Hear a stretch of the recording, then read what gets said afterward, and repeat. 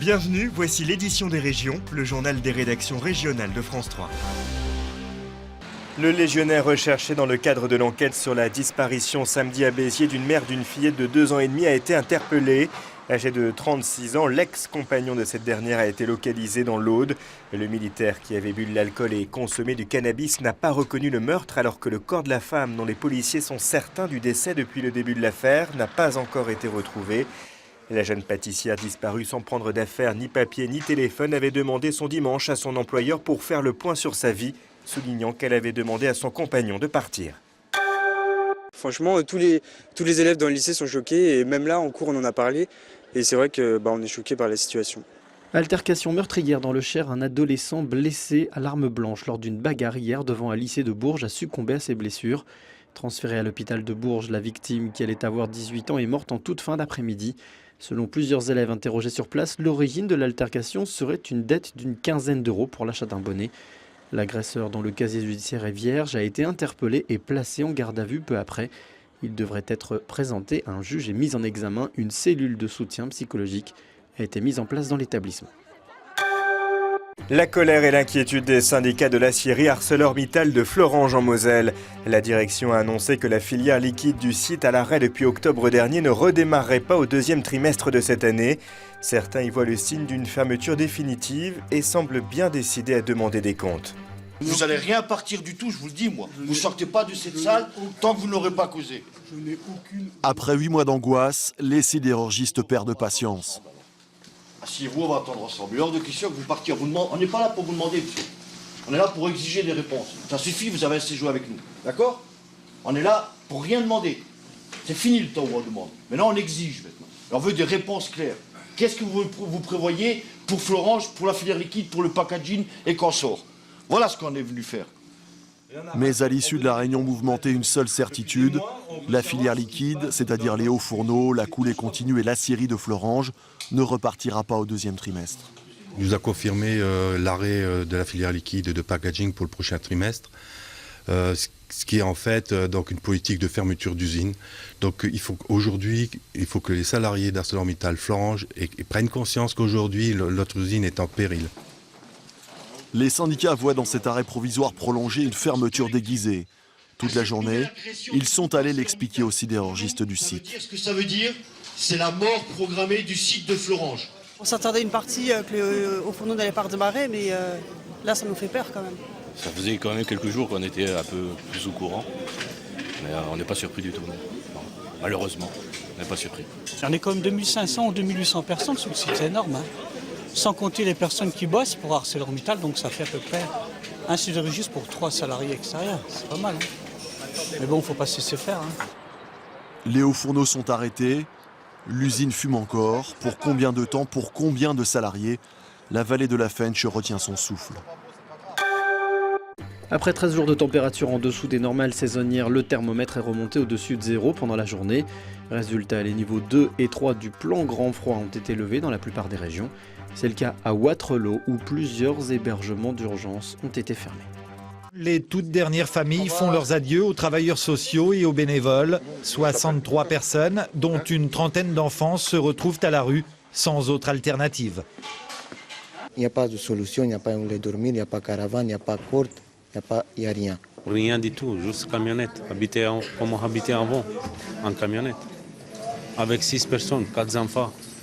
Et c'était bien, et c'est temps de manger et dormir. Le déchirement, c'est qu'ils vont retourner soit dans une voiture, soit dans un baraquement en bois, soit dans une caravane, en se chauffant dans des situations de sécurité qui ne sont pas du tout. L'émotion, celle partagée par tous ceux qui ont côtoyé ces familles durant 2 semaines, mais aussi l'incompréhension face à une situation d'urgence sociale qui dépasse l'entendement. Il y a des familles, des hommes et des femmes qui, malheureusement, depuis des années, connaissent des souffrances. Ces souffrances, j'ai pu les observer pendant 13 jours. Et j'ai essayé de tout faire avec mes collègues. C'est tout faire pour apporter un petit coin de paradis pour ces familles et surtout pour ces enfants. J'ai eu l'appréhension au début, quoi.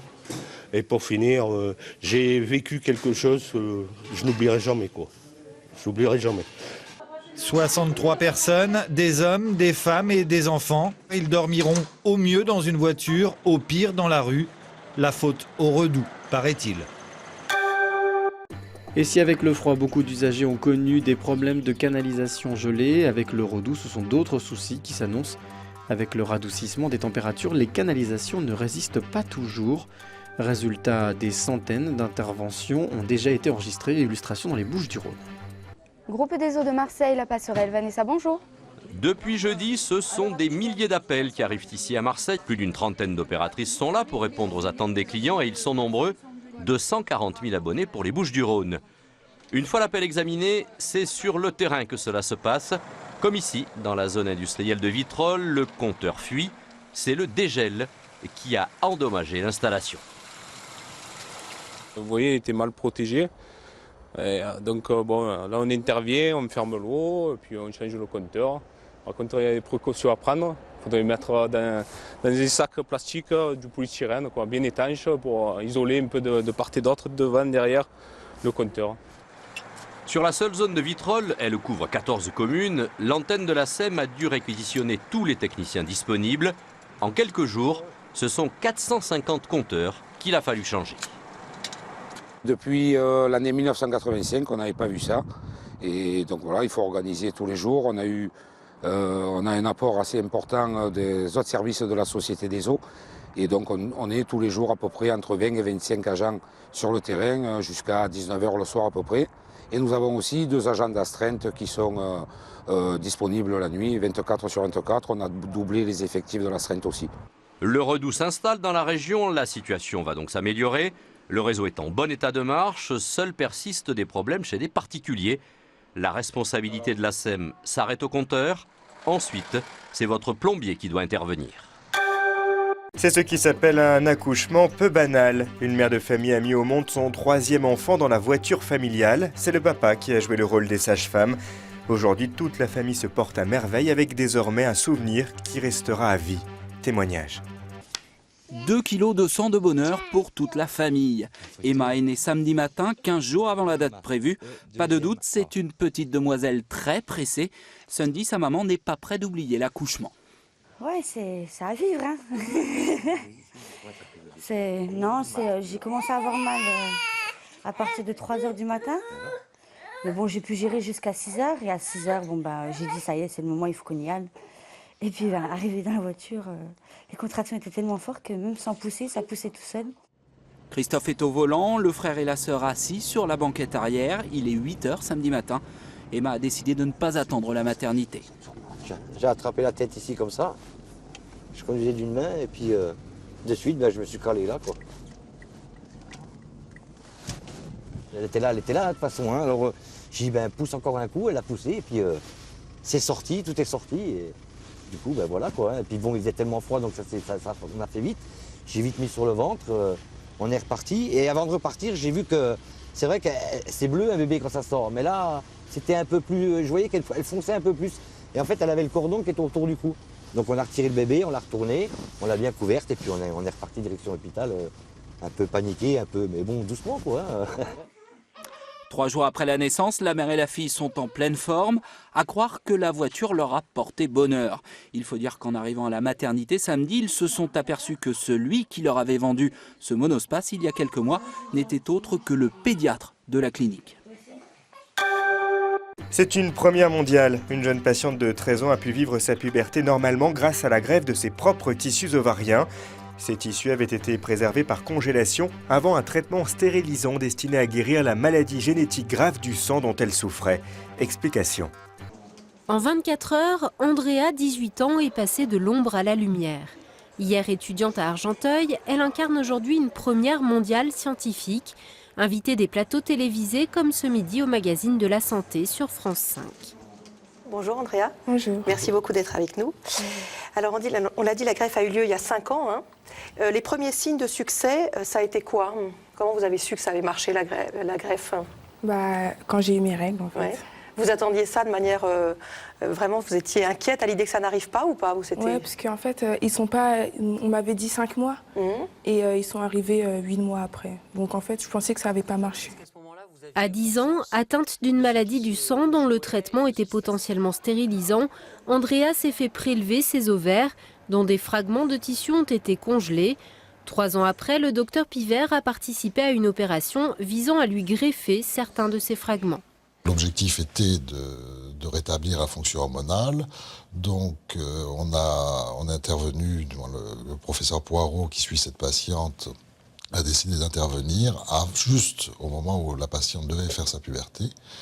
Et sous anesthésie locale, on est allé déposer des tout petits fragments de tissu, très peu, puisqu'il faut conserver les autres fragments en vue d'une grossesse, très peu de fragments sous la peau, ce qu'on avait fait déjà avant expérimentalement chez les animaux et chez la brebis. Et ça lui a permis de faire sa puberté sans traitement. En France, une dizaine d'autres femmes ont bénéficié d'une autogreffe de tissu ovarien, dans le but cette fois-ci de permettre une grossesse. 3 bébés ont vu le jour grâce à cette technique. Si vous aimez la vitesse et que vous voulez vous frotter au chrono sur la neige, le domaine des Cybèles en Savoie propose aux amateurs de sensations fortes de se tester au ski de vitesse, une grande ligne droite en descente avec en bas un chronomètre et un champion de l'eau. Si vous ne l'avez jamais pratiqué, voilà ce que donne le ski de vitesse vu de l'intérieur. Expérimentez gratuitement la sensation du descendeur, c'est ce que propose toute la semaine le domaine des Cybèles à ses visiteurs saisonniers. Petits et grands s'en donnent donc à cœur joie sur une piste de 150 mètres en espérant passer la barre symbolique des 100 km/h. En bas de la piste, en guise de professeur émérite, ce n'est rien moins que le recordman du monde de vitesse en monoski qui joue les instructeurs. Xavier Cousseau évolue régulièrement au-dessus des 200 km/h et délivre des petits conseils de pro. Voilà. Et quand vous êtes assis sur l'arrière des skis, l'avant des skis, il fait essuie-glace, il ne touche pas la neige. Donc pensez à regarder, vous vous mettez les coudes, regardez, tchac, les coudes, la position de l'œuf, la position le plus groupée possible pour être le plus aérodynamique. Mais il souhaite avant tout sensibiliser le grand public à leur vitesse sur les pistes. Un peu trop assis, encore mettez-vous plusieurs avant. Ils ont fait prendre conscience qu'un crash test en voiture à 50, la voiture elle est broyée. Et quand ils skient à 70 ou 80, leur seule protection c'est quoi? C'est le casque. Donc ça tout de suite, ça leur fait un rapport qu'ils comprennent tout de suite. Côté skieur, le message est bien reçu. Ça va nous faire vachement réfléchir quand même sur notre façon de skier. On va peut-être y aller plus tranquillement maintenant qu'on connaît la vitesse. Parce que quand on voit les vidéos d'impact à ces vitesses-là, ça fait réfléchir à 2 fois avant de dévaler une piste quand il y a du monde. Mission accomplie donc pour l'animation de Xavier Cousseau qui prouve qu'on peut allier plaisir et ski de vitesse en toute sécurité, puisque sur plus de 150 passages, aucun skieur n'a chuté. Refermons cette édition dans l'ancien quartier des Halles de Paris. Robert Doisneau s'est passionné pour ce site qu'il a photographié sous tous les angles dès 1933. Une plongée passionnante dans le ventre de la capitale, retracée par une exposition qui ouvre aujourd'hui à la mairie de Paris. Suivez le guide. Entre Robert Doisneau et les Halles, 40 ans d'histoire d'amour. Sa première photo dans le ventre de Paris, ce sont ses filles au diable en 1933. Dans ce quartier, le photographe trouve à profusion tout ce qu'il aime. La gouaille du Paris Popu, une foule de petites gens, une incroyable galerie de portraits. Pendant des années, Doisneau vient donc vagabonder à la pêche aux images dans ce village des Halles, son terrain de jeu favori. Et ces personnages qui finalement sont très communs, sont des marchands, des garçons bouchers, et où finalement on retrouve quelque chose, ils ont une humanité, quelque chose qui parle en fait à travers la photo. Il y a beaucoup de portraits en plan rapproché, ce qui n'est pas forcément son habitude, mais là il s'approche vraiment des gens, il y a beaucoup de gros plans, il y a les forts des Halles par exemple, c'est un trombinoscope extrêmement vaste, enfin on sent qu'il y a un grand plaisir de l'échange. À la fin des années 60, le gouvernement de l'époque décide de détruire les anciennes halles. Doisneau s'attache alors à immortaliser les lieux, ce cœur de la capitale bientôt englouti. Une fois par semaine, il mettait son réveil à 2h ou 3h du matin et il venait sur le carreau des Halles parce qu'il voulait absolument laisser le témoignage de ce qu'il connaissait de ce quartier qui allait disparaître et de cette architecture aussi. Dernier cliché dans le quartier, en 1979, pour l'inauguration du Forum des Halles. Les images de Doisneau, qui a porté sur les simples gens un regard plein de tendresse, font encore déplacer les foules. Tout de suite, votre édition des initiatives.